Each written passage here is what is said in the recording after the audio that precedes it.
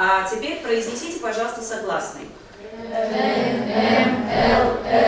Орусиядан Талас шаарына келген 8 мугалим өз ишин баштады. Алардын бири Дилбар Кадырова. Орус тили жана адабияты сабагынан берет. Долбоорго ылайык мугалим жергиликтүү окуучуларга сабак өтүп, тажрыйбасын бөлүшөт. Цель самая – развить у ребенка интерес к учебе, к обучению.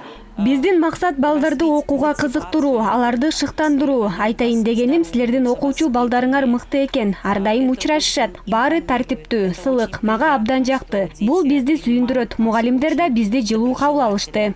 Коллектив нас принял очень хорошо. Сырттан келген 8 мугалим орус тилдүү мектептерди иш алып барат. Анын ичинен 3-өө шаар ичиндеги номер 3 мектеп гимназиясына бөлүндү.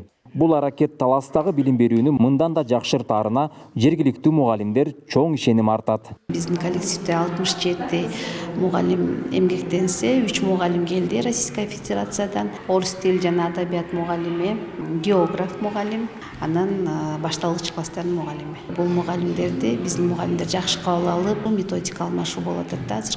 Россия Федерациясынан келген 3 биздин коногубуз, мугалимдерибиз дагы биздин методикабызга да кызыгып, юристти дополнять этип атабыз. Буга чейин мындай узак мөөнөткө сырттан мугалимдер келген эмес. Себеби бул эже агайлар Талас шаарында 1 жыл бою иш алып барат.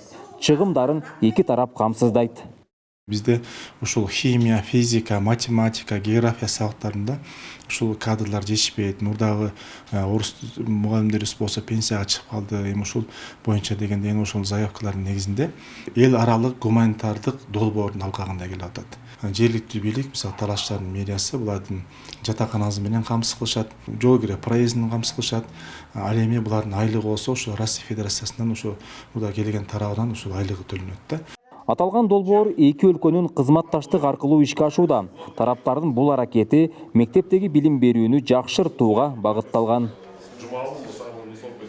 Нурсултан Курманбеков, Кайнар Ормонов, ЛТР, Талас облусу.